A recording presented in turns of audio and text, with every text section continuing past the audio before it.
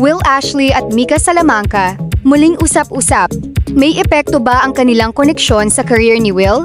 Mga ka-showbiz, muling pinag-uusapan online sina Will Ashley at Mika Salamanca. At sa pagkakataong ito, hindi lang dahil sa kanilang mga cute na moments o sa mga larawan nilang magkasama. May isang bagong revelation si Will na talagang pinag-usapan ng fans. Aminado si Will na minsan na niyang niligawan si Mika pero siya ay tinanggihan. At ang mas nakakagulat, mukhang hindi naman doon nagtapos ang kanilang kwento. Sa isang recent vlog ni Mika, muling napag-usapan ang kanilang closeness at ang naging history nila. Doon sinabi ni Will na kung hindi siya tinanggihan noon, baka iba ang sitwasyon nila ngayon. Kaya ngayon, maraming fans ang nagtatanong. May chance pa ba ang Will? May namamagitan ba talaga sa dalawa? At higit sa lahat, may epekto ba ang kanilang closeness sa career at image ni Will Ashley? Pag-uusapan natin iyan ngayon. Kumusta mga kaibigan? Welcome back sa ating channel. Kung bago ka pa lamang dito, huwag kalimutang i-like ang video na ito. Mag-subscribe at pindutin ang notification bell upang lagi kang updated sa mga pinakabagong balita at showbiz updates. Balikan muna natin kung saan nagsimula ang koneksyon ni Will at Mika. Pareho silang naging housemates sa Pinoy Big Brother Celebrity Collab Edition. Sa loob ng bahay ni Kuya, naging noticeable na ang interest ni Will kay Mika. Noon pa man, sinabi na ni Will na kabilang si Mika sa mga babaeng housemates na type niya. At habang tumatagal ang kanilang PBB journey, mas napapansin ng fans ang kanilang interactions. Kaya hindi nakapagtataka na nabuo ang Will fandom. Pagkatapos ng PBB, hindi rin agad nawala ang kanilang connection. Sa katunayan, sinabi mismo ni Mika noong July na patuloy na consistent si Will sa kanyang pag-pursue sa kanya. Sinabi rin niya na mas nagiging malalim ang kanilang relationship bilang magkaibigan at mas nakikilala pa niya si Will. Kaya para sa fans, may dahilan para patuloy silang umasa. At dito naging mas interesting ang kwento. Sa isang recent vlog ni Mika, gumawa sila ng 24 hours Jowa Challenge. Siyempre, dahil dito, naging playful ang kanilang interactions. Pero sa pagtatapos ng challenge, sinabi ni Mika na natapos na ang kanilang contract bilang boyfriend at girlfriend para sa vlog. At doon nagbiro si Will. Sinabi niya na kung hindi siya tinanggihan ni Mika noong nakaraang taon, baka ganoon na sila araw-araw. Boom! Doon lumabas ang isang bagay na matagal nang pinag-uusapan ng fans. Talagang niligawan pala ni Will si Mika. At hindi lang pala simpleng crush. Talagang nagkaroon ng effort si Will na ligawan siya. Pero ang sagot noon? Rejected. Para sa mga Will fans, siguradong nakakagulat ito.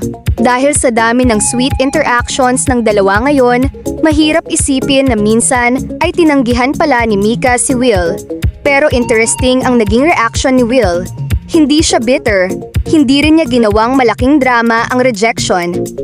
Sa halip, sinabi niyang thankful siya na ganoon ang nangyari. At ayon kay Mika, mas naging stronger friends sila pagkatapos nito. At dito nagiging interesting ang kanilang story. Dahil minsan, ang rejection ay maaaring maging dahilan para tuluyang lumayo ang dalawang tao. Pero sa kanila, parang kabaligtaran. Mas naging close sila. Ito ngayon ang tanong ng fans. Kung dati ay tinanggihan ni Mika si Will, nagbago na ba ang situation ngayon?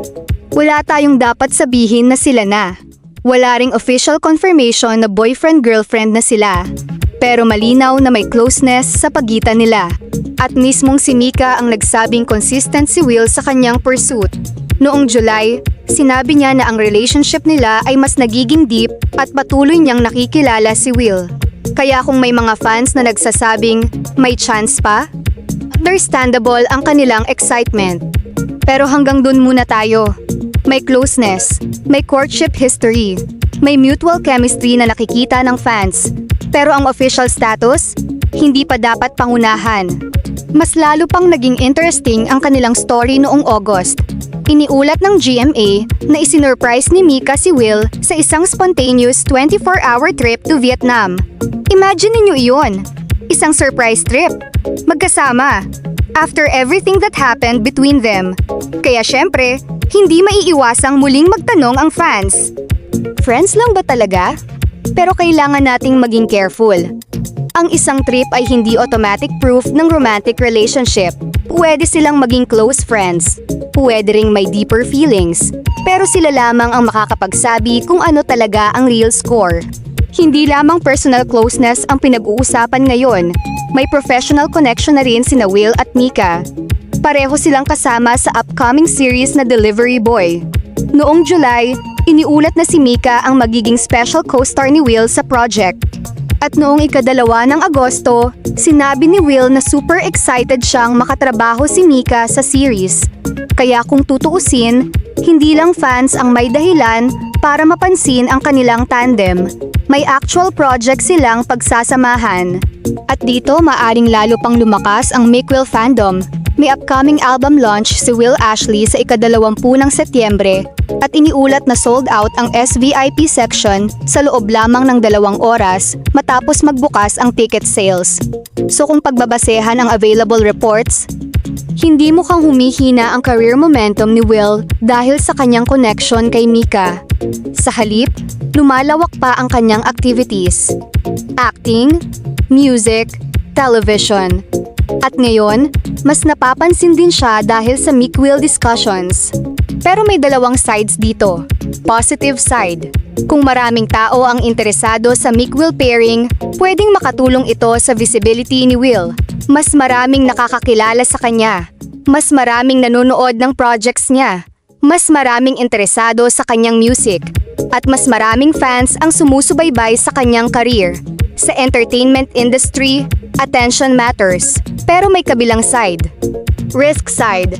Kapag masyadong nakilala ang isang artista dahil sa love team o relationship speculation, may possibility na ma-overlook ang sariling talent niya. Baka makilala siya ng audience bilang Will Ashley, partner ni Mika, imbes na Will Ashley, actor at singer. At iyon ang challenge. Kailangan niyang mapanatili ang sariling identity bilang artist. At dito maaaring maging importante ang Delivery Boy at ang music career ni Will. Kung magiging successful ang projects niya, makikita ng audience na hindi lamang siya umaasa sa love team appeal.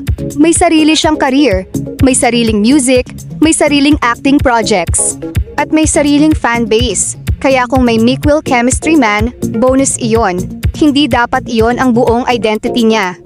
Ganito rin para kay Mika. Siya ay hindi lamang kalahati ng Mick-Will. May sarili rin siyang career. Isa siyang content creator, actress, at singer. At pagkatapos ng PBB, patuloy siyang gumagawa ng sariling projects. Kaya kung tutuusin, parehong may sariling trajectory ang dalawa. At kung magiging successful ang kanilang tandem, mas maganda kung parehong lumalakas ang kanilang individual careers. Mga ka-showbiz, sa ngayon, ito ang malinaw. Nagkaroon ng courtship. Tinanggihan ni Mika si Will noon. Nanatiling close ang dalawa. Sinabi ni Mika na consistent si Will sa kanyang pursuit. Nagkaroon sila ng playful jowa challenge.